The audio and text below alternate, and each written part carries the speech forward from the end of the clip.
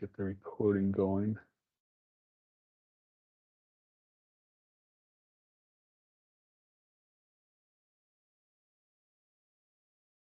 All right, I think you may have gotten a little pop-up just to notify you that we were recording the demo.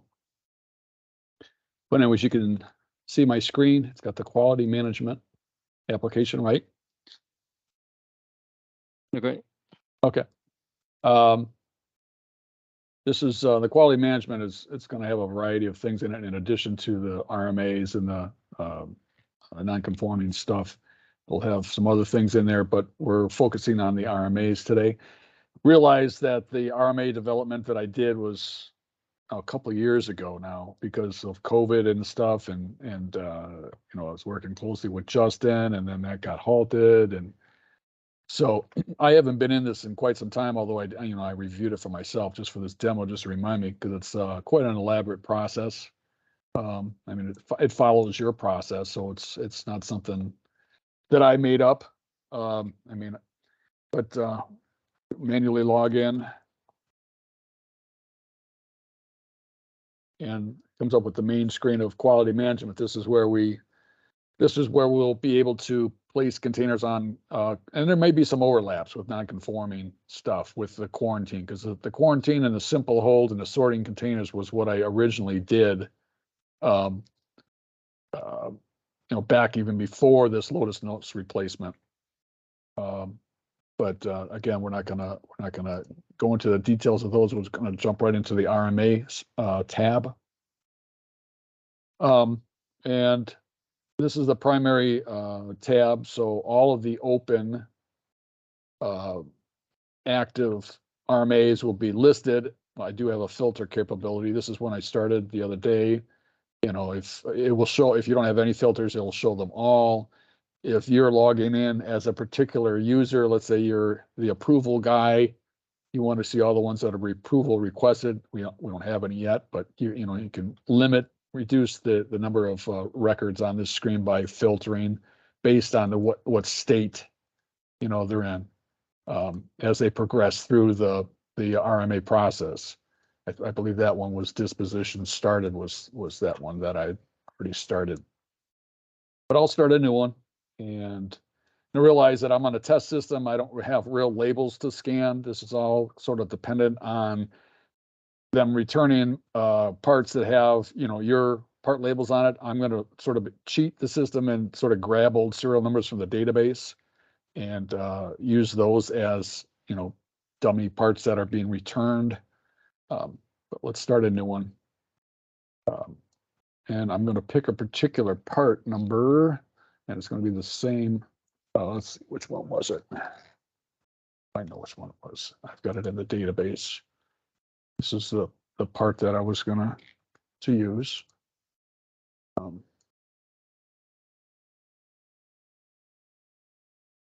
Let's say we're expected to get back 6 parts, and damage / scratches, let's say, and I'll start that.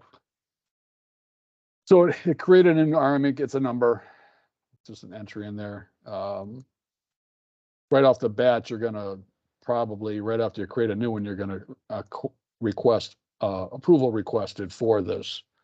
And then you update it. Now, I have email distribution or email set up for every state change, which is configurable. And it's on the configuration. This is something that Oscar will set up after you guys discuss who should get emails for each of these steps. So right now I just have it to myself and Oscar for every one of these. Now they can be blank, if you don't want to get a email for, disposition started, you can clear this out, counted, cleared out, but they have their own distribution list. So every time the state changes to that, you get this like RMA approval request was sent. So Oscar, you should get an email. I think I just got one. And it just says the RMA approval request, and it gives you the RMA number. So it tells that person, it'd probably be one or two people to approve the request. Probably you, Josh, maybe somebody else. Mhm. And then normally the person that's creating these, they're gonna, after they create it and they request approval, they're gonna exit out. Now they're waiting for you to come in and approve it. So let's see, put it in my. Yeah. Now, how does this update our inventory system and our ERP? I'm not Does there it yet. just Yeah, I'm okay? not there yet. Yeah, we're gonna have, that's one of the steps, just like you have in your current, when the material is received, I'll show you that somebody's going to adjust inventory, and that's a step, just like you have in your Ah, current system, right? So okay. we're just creating the initial request, right? And I changed my filter to none, so it shows it all. Now, if you log on and you're just concerned with approval requests, you can do that, and then you just see the ones that are requesting approval, so you can limit what you see on the screen. But this is the one we're working on. You would come in and say, edit the RMA, look it over. I mean, and then either approve it and approved, and then update the request. And then again, if you want the approval email to go back to be sent out, the distribution list can be defined so that an email is returned. So then your step is done. Hold on a second. There might be somebody coming in. I'm also I gotta make sure that I accept people's invites to the demo as they come in. So you approved it, and it comes back on the list, and that's at state. Now we can see there's RMA history, so you can see when it was created, when it was approved request, when it was approved. So we keep track of every state change of the RMA. Now, after it's approved, then somebody else, the next person, whoever that is in your process, is going to come in, and they're going to notify. That's probably the same person creating the RMA, notifying the customer. Joe customer, his email address. You can update that RMA, so it updates the status to customer notified.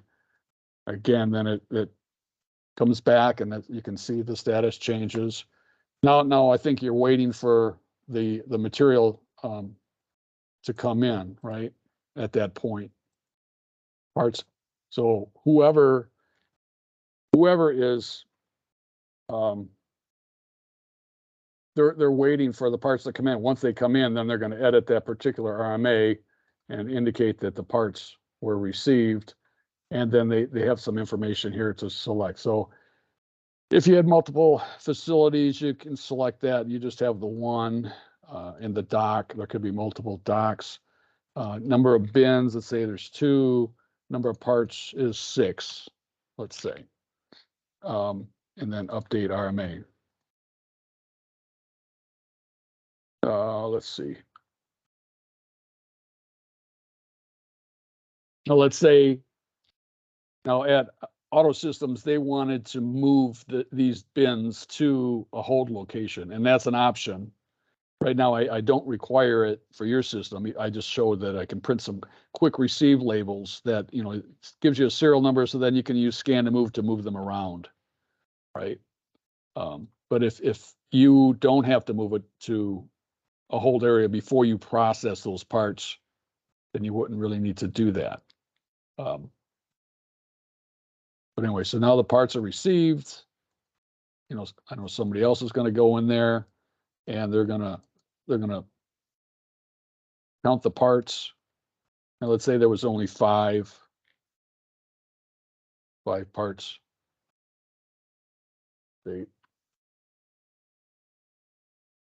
Again, I'm following the process that was defined in your Lotus notes requirements, with some changes, of course, with trying to incorporate it into the Blackhawk schema and how we do things there, because eventually we're going to get down to the nitty-gritty parts, and those serial numbers, those labels are still going to be good. So the parts are counted, it's updated. Again,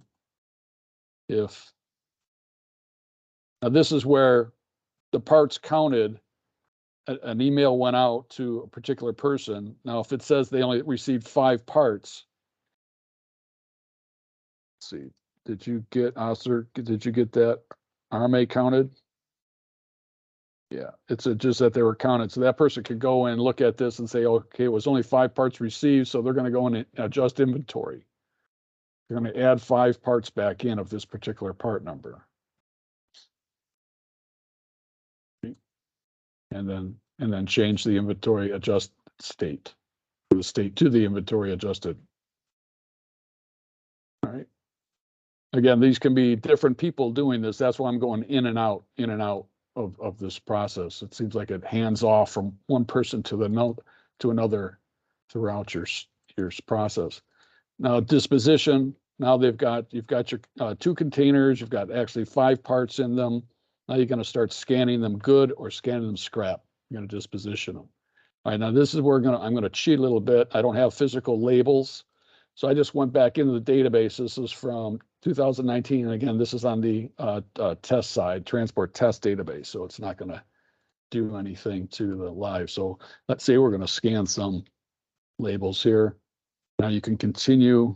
It continues on. Let's see there. Let's say I come across a bad one, so I don't want to scan it good. Hit cancel. It stops the scanning process. It's still there. Now say I want to scrap the next one. Let's say again, I'm just grabbing these old shipped serial numbers. I'm going to scrap this one, and it pops up the defect list. So I don't know which any of the defects. All the defects show up. You can scroll through the list. You can create top defects, for the station, so that if you need to. But this is just using the top defects that were defined in shop floor configuration.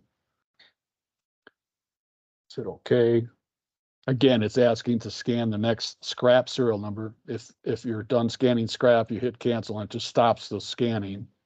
Right now, at any time, you can disposition these, and it actually will make the changes necessary in the database to disposition these. So if by chance you have to set this aside and go do something else, you can disposition them. So those parts could be returned to the line, which I'll do right now. I'll just disposition them. The two little stars right there, that's how I indicate that they were dispositioned.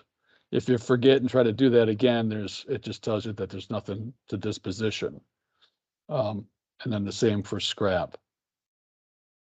Now, if now these parts are good. Now let me go back. We go back to the serial number locator. Again, this is pointing to test, and I'm gonna check the status of this now.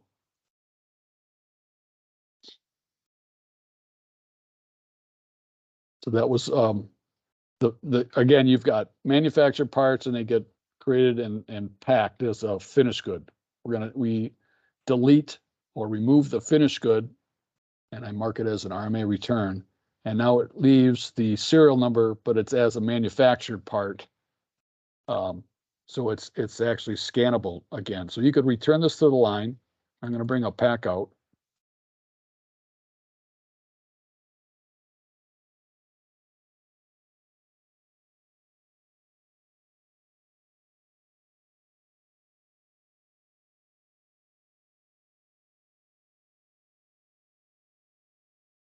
Okay, come on. Yeah. And if I scan in that serial number now, I can repack it. And it comes back in the system. Now, just to show you, if I take one of those serial numbers that I didn't disposition or I didn't scan in, so this one's still in a old shipped state. If I try to scan this one in,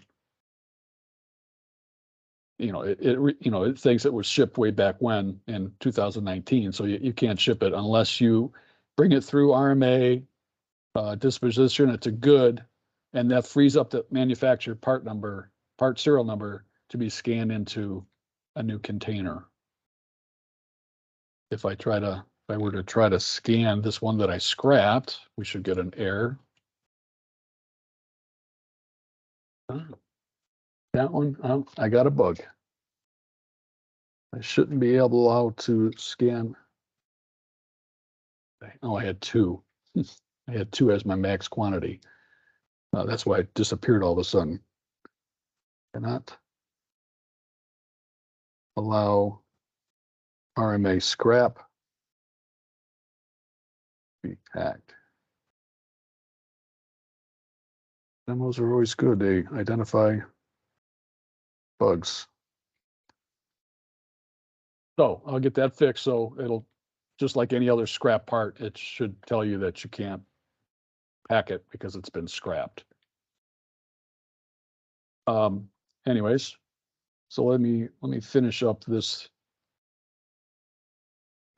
RMA inspection. So we're going to scan this one good. So that's 1, 2, 3, 4. We need one more. We'll scan this one good. And then cancel. So we've got 4 good and 1 bad. That's the 5 parts. 2 of these have not yet been dispositioned, so we can disposition those, and then it frees them up, like I said before, so they can be packed. So you can update the status. Now, if you can always enter some notes too, text there, or whatever you need to do. If you complete all of those and it's all done, you can just change it to, well, somebody might want to have a different, like the quality person, you might not want this person to be able to end the disposition, right? So I right now, I don't allow you to close it. Now, if you come back out, disposition started, and let's say you only want quality manager or somebody to be able to close. So after it was done or completed, let's say, then I'm logging in myself right now. I can do everything, but the next status is disposition complete. So you can mark it as complete. So then you can see here it's complete. Again, if you need somebody else to close it after it's complete, maybe, just a certain people. I can tell there's a lot of overlap here because it could be the same person doing all this. So I might have to refine this selection of the status to include additional states here. It's just the logged on user has that ability, so they don't have to go out and back in and out and back in. But after it's completed, the person would review it, make sure it's all right, the proper notes, everything counts up, and then you would, just, close that, and then it would be closed.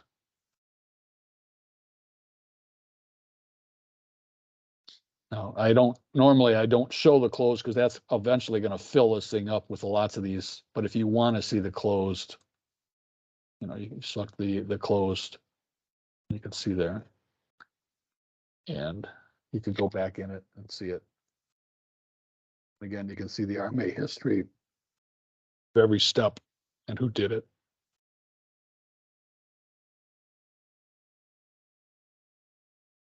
Are there any questions?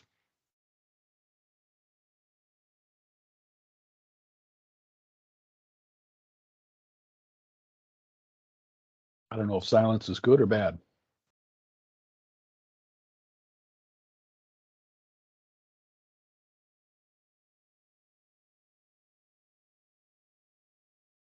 Nothing. Josh, no comments? Sorry, I was just talking to somebody else in my office. Nothing for me so far. Our biggest issue with the current, I'd like to see how we do NCMs as well, just putting stuff on hold. But our current system is so detached away from the actual inventory system that it requires a lot of manual transactions, and that's where we start getting in trouble, where we have the RMAs documented and the transactions don't reflect in the actual ERP. So it's nice that this one seems to be linked. I mean, the manual adjustments of the inventory is something that you're still doing on Transform. I mean, that was from Justin and 2 years ago. I mean, that's how it was to be done. But then, so then we, you put those parts back in, and then if by dispositioning them as good, all I have to do is just release that finished part serial number so that the manufactured part can be repacked. But for the scrap, I'm actually scrapping from stock, and that would be issued to Transform. Let me see if Mhm. let me see if I've got, double check. It's been a while. Yeah, from stock staging. Just let me look at my table.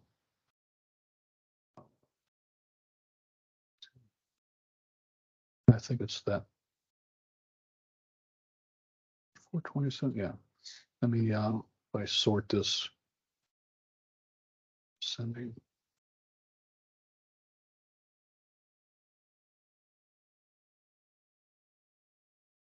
So this is the scrap from stock staging table. So this is just what I just did.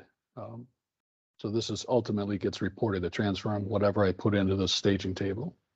So by me putting it there, that's just like any other scrap from stock.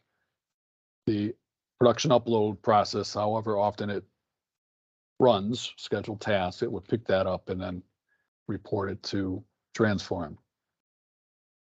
So scrap from stock would remove it from your inventory.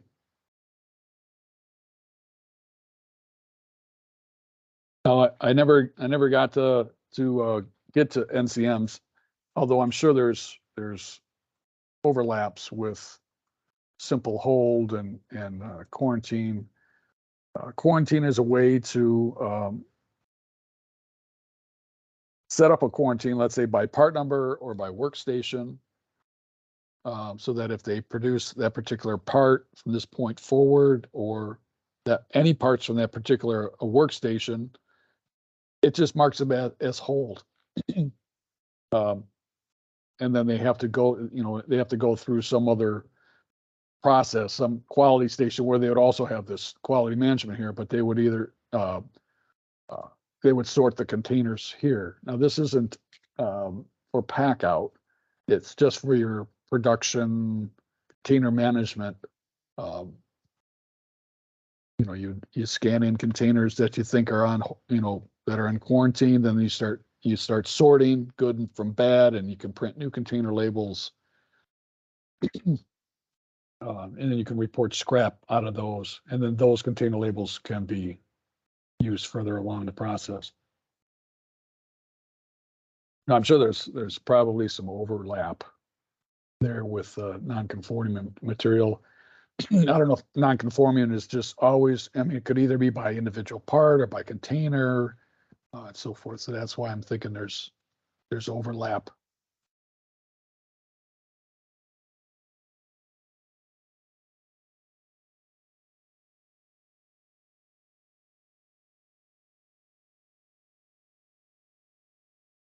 Hi, Art.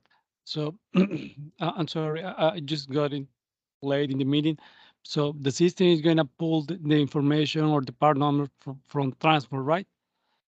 And then they're gonna the quality department is gonna be able to, you know, do some process like RMI or in your system. And for example, when they change this information, is gonna be send them back to transport. Like Are you saying, changes, like change some status or something like that in transport. for the RMAs as it's Right, changing status? right, right. And you're asking whether it changes it to Transfer M?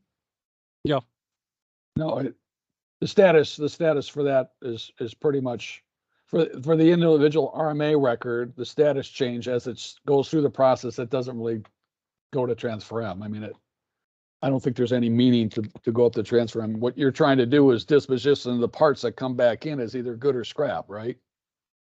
So whether they're good, if they're good, then we need to mark them such that, or I need to adjust the Blackhawk side so that you can scan them in. Now, and one of the initial steps when we counted inventory, there was a manual adjustment to Transfer M. So if you count 5 parts as a return from the customer, you adjust your inventory and transfer them by 5 parts. Now, maybe it's by location. I don't know if if there's something got to be done there as far as what location you add those to. I'm not sure. That could be a sort of a disconnect between what I'm doing. So I mean, if you counted them and there was 5 pieces and then you adjust your inventory by 5 pieces, they're really not 5 pieces yet. They're not available to be used until they get dispositioned to good so that you can use them. And if there's scrap disposition to be scrapped, then I do a scrap from stock. So maybe somebody on your guys' side has to think about that a little bit, those 2 steps, Josh. If we receive it. Now that's why originally at Auto Systems, we initially configured it to require a scan or a quick receive label, and then you move those containers to a hold location. Now it's in hold. Those parts are in hold, right? So it's that makes a little bit more sense, but I don't think you guys are using scan and move there at AAI, are you? No. Right.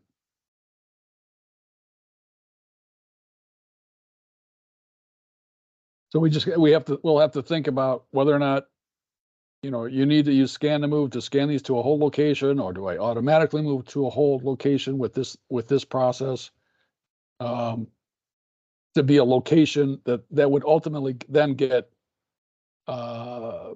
recorded to transfer them. So if you accept 5 pieces and you scan them to hold, then they would be recorded to transfer them in the hold location and not really available to ERP until you disposition them. So there might be some work there if you decide not to use scan and move. And we have issues with, where do the parts need to be adjusted? What location on Transform?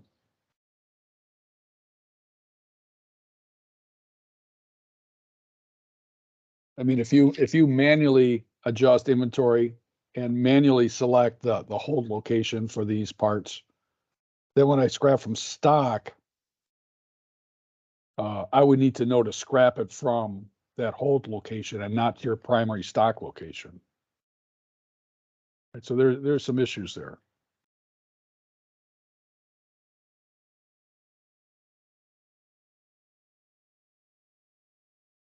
Anything else?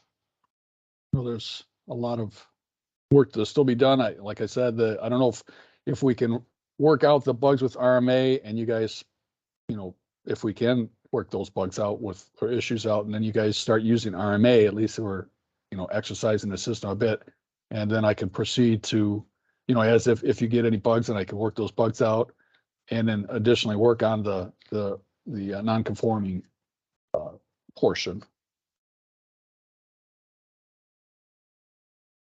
Yeah, I don't see a problem with moving forward with the RMA system, at least here at AAI. I think it'll definitely be an improvement to what we currently have. Yeah, because now currently when you get parts back, you've got to relabel them, right? Mm-hmm. Because those serial numbers are consumed, they've been packed, they've been shipped. So it doesn't allow you to repack it. So you've got to, create new labels and not create inventory. And according to Justin, it's kind of a mess. Yeah, it is.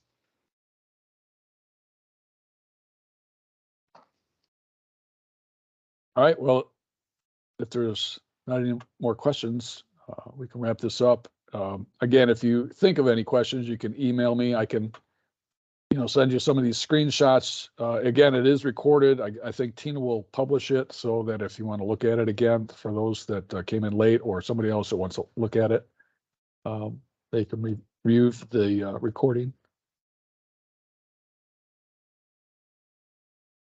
Is that it? Mr. Hart, we will take a look or review the video, the recording again. Yes, yes. All right, we'll close the meeting then. Thank you all. Thank you, Art. Bye-bye.